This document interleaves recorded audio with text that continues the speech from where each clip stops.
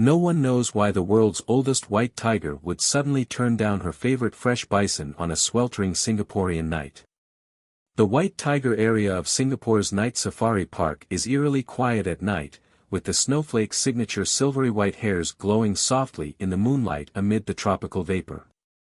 As a living fossil in the park, this 49-year-old female white tiger has witnessed the whole process of this nocturnal zoo from its opening to international fame. The average white tiger usually lives only about 15 years in the wild, and at most 25 years in captivity, but Chihuahua broke this record, and her existence is a miracle in itself. She is not just a white tiger, but the soul of this park. Lucas, the zoo's chief veterinarian, often says this. Over the past few decades, snowflakes have become the most popular star animals in the park due to their unique personality and extraordinary intelligence.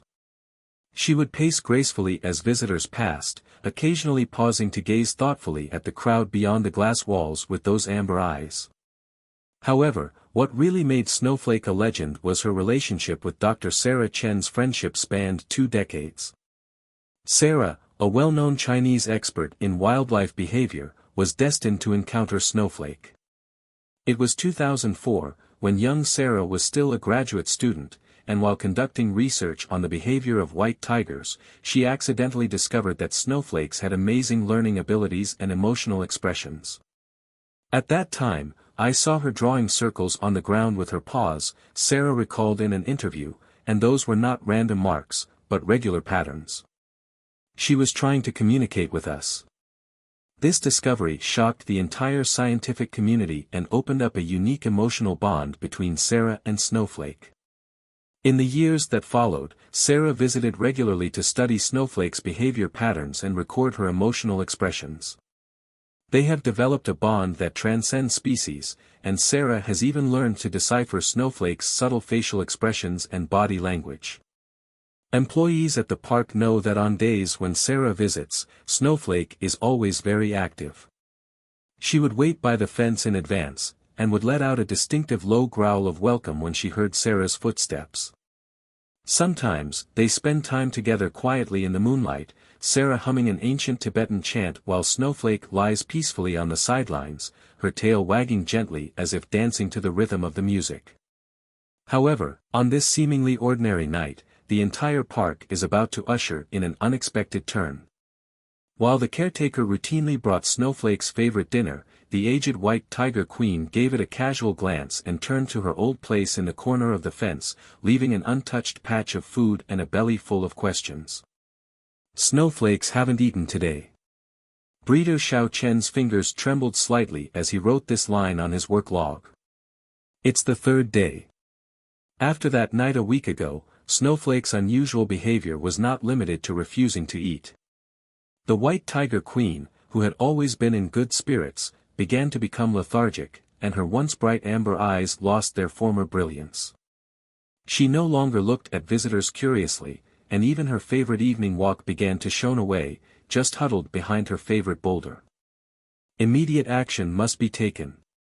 Lucas's tone was unusually serious when he called an emergency meeting. As the chief veterinarian who has cared for Snowflake for nearly 2 decades, he knows this old friend all too well.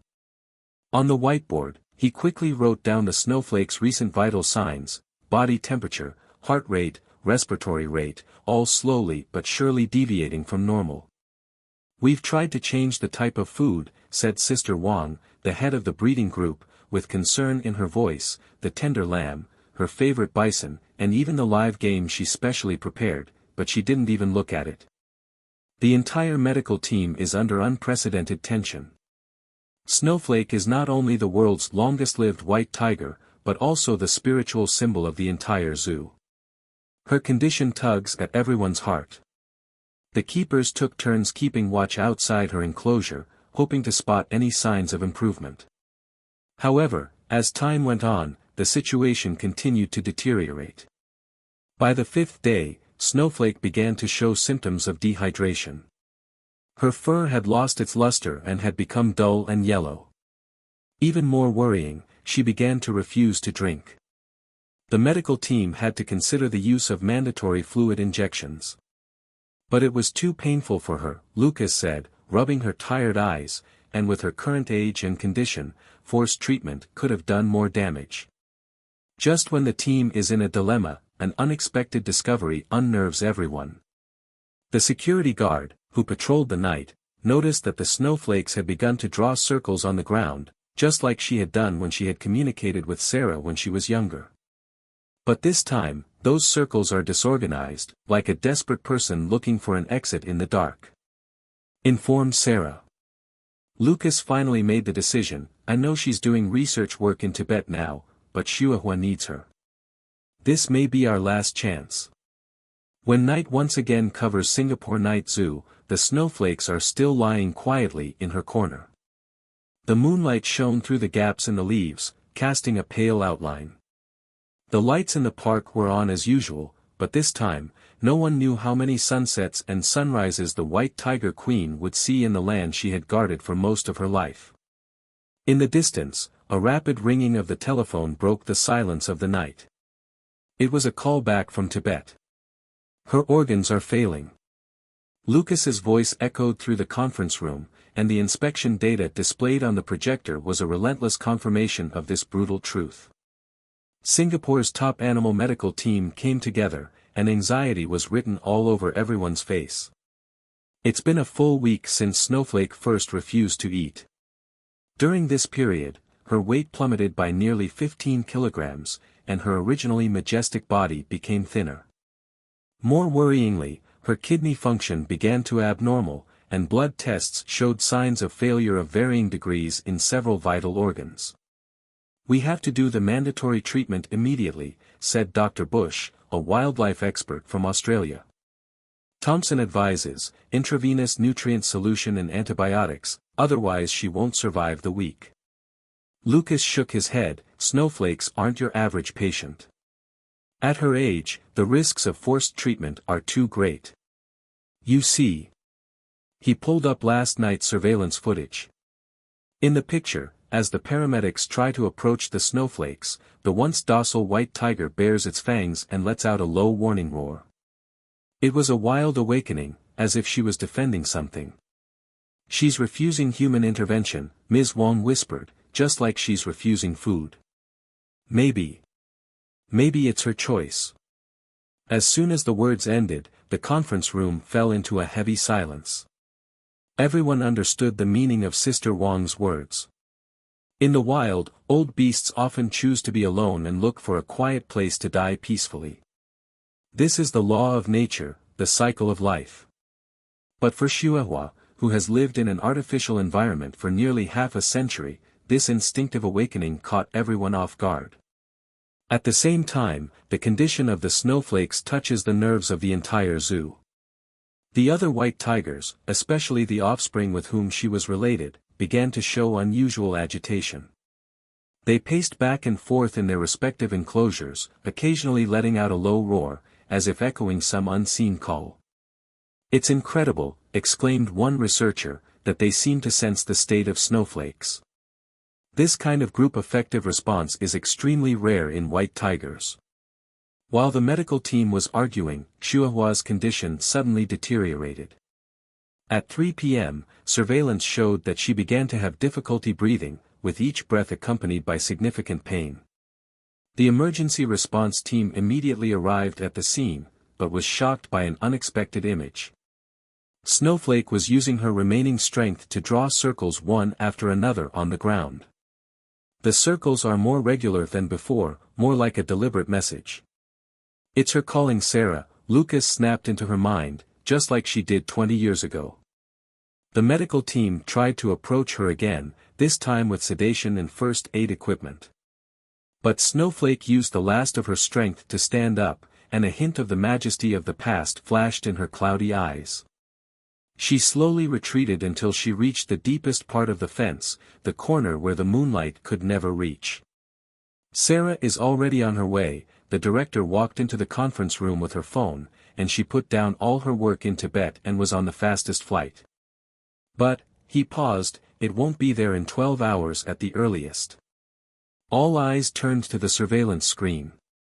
Snowflakes lay there, silvery white hairs looming in the shadows, like a fog about to dissipate.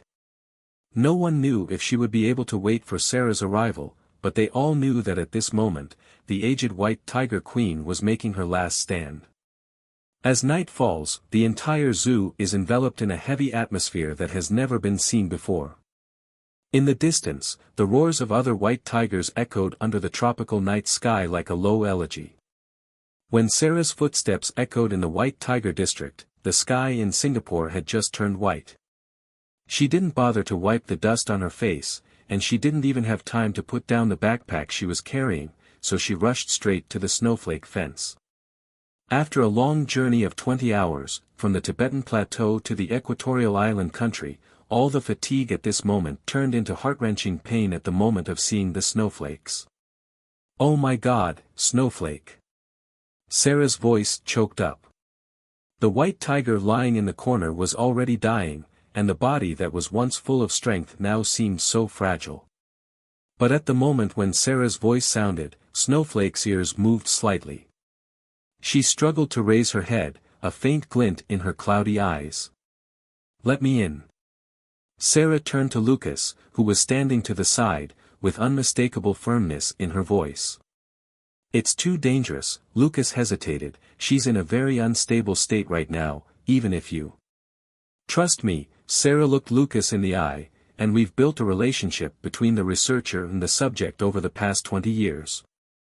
Let me be there for her, as I have done countless nights in the past."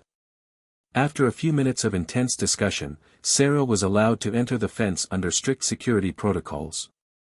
She slowly approached Snowflake, took off her backpack, and pulled out a seemingly ordinary red scarf from it. It was brought from Tibet by her, and it was embroidered with ancient auspicious patterns. "Remember this?" Sarah whispered, carefully kneeling beside Snowflake, "This is the gift I promised you." Snowflake's nose twitched slightly, as if she was sniffing the remnants of the plateau on her scarf.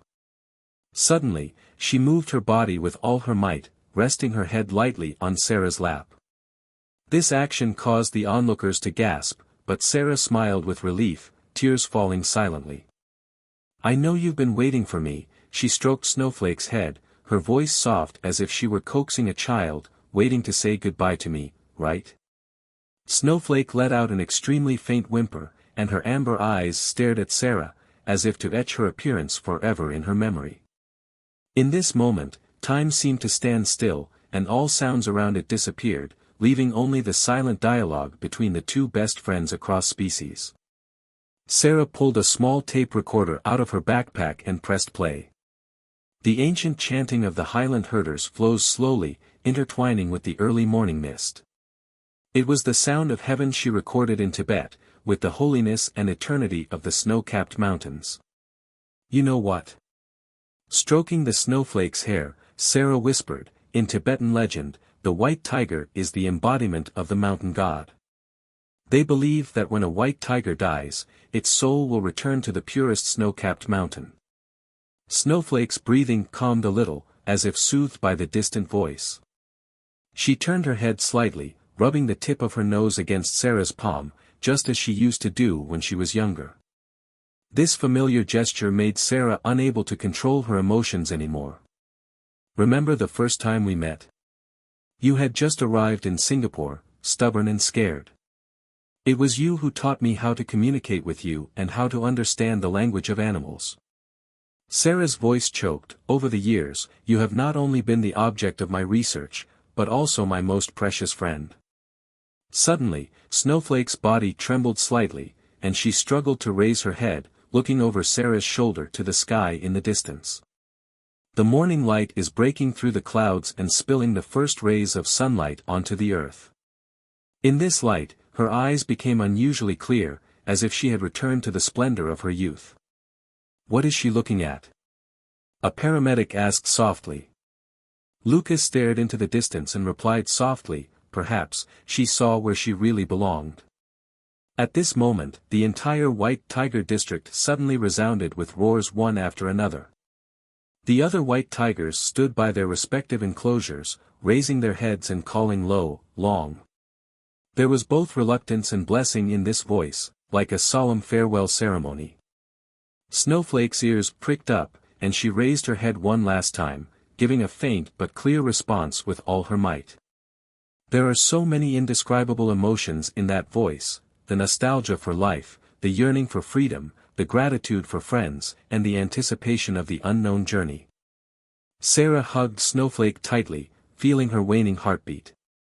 The red scarf gently covers the white tiger's body, and the Tibetan auspicious pattern shimmers mysteriously in the morning light. "Go," Sarah whispered in Snowflake's ear, "go where you want to be. I will always remember you and the story we wrote together." Snowflake's eyes slowly closed, and her breathing became lighter and lighter. Her body was completely relaxed, like a weary traveler finally finding a home. At the moment when the first rays of sunlight completely penetrate the clouds, the white tiger queen calmly walked through her legendary life. The whole zoo fell into a solemn silence, and even the birds stopped chirping. The white tigers in the distance gradually quieted down, only the morning breeze gently blowing, with a faint scent of kapok. Sarah was still holding the snowflake, tears wetting the red scarf. At this moment, she seemed to see a silver-white figure walking towards the top of the distant snow-capped mountain in the morning light. In the sky, a white cloud slowly drifted by, just like a white tiger soaring above the 9 heavens. A month later, the Singapore Zoo held a special ceremony to commemorate the snowflakes. Animal conservationists, researchers and visitors from all over the world come together to remember the legendary white tiger queen. At the entrance to the White Tiger exhibit, a brand new monument stands quietly. The silhouette of snowflakes is engraved on the white marble, and her posture with her head held high is forever frozen in the most beautiful moment. The inscription tells her story in many languages, from the jungles of India to Singapore, from a lone tiger cub to the pioneer of a white tiger conservation scheme. Her life has witnessed a leap forward in wildlife conservation. Sarah stood in front of the monument, gently caressing the cool marble. The red Tibetan scarf is now framed and hung in the center of the memorial. Next to the scarf is a photo wall that captures some of the most precious moments of Snowflake's life, the tenderness of her first motherhood, the majesty of teaching tiger cubs to hunt, and the warmth of her time with Sarah. "We are deeply saddened by the loss of Snowflake," the principal said in her speech, "but she left us with more than just regrets. Her story teaches us that the meaning of life is not in length, but in thickness. It's not about how much you have, it's about how much you give." On the other side of the memorial, an electronic display is updated with the latest data. Driven by snowflakes, the Singapore Zoo's white tiger breeding program has successfully bred a total of 27 white tigers in 3 generations, 15 of which have been sent to zoos around the world, making a great contribution to the conservation of endangered species.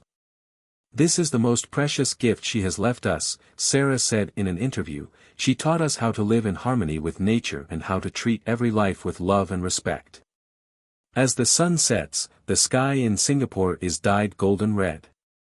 In the fence of the White Tiger district, the offspring of snowflakes stroll gracefully, their silvery white hair shining in the sunset. Each of them has inherited the temperament of a snowflake, which is an indescribable nobility and calmness. And in the distant Himalayas, in the snow, perhaps a free soul is soaring, overlooking the world she loves so much and has to leave. Dear readers, if the story of Chihuahua touches your heart, please don't forget to like and support. Every thumbs up of yours is a tribute to this beautiful life. Welcome to share your story with animals in the comment area, and let us pass on the love and respect for life together. If you think this story deserves to be seen by more people, please feel free to retweet it and let the spirit of Chihuahua live in our hearts forever. Let's protect every life on the earth together, because this is Chihuahua's last wish, and it is also our commitment to the most beautiful nature.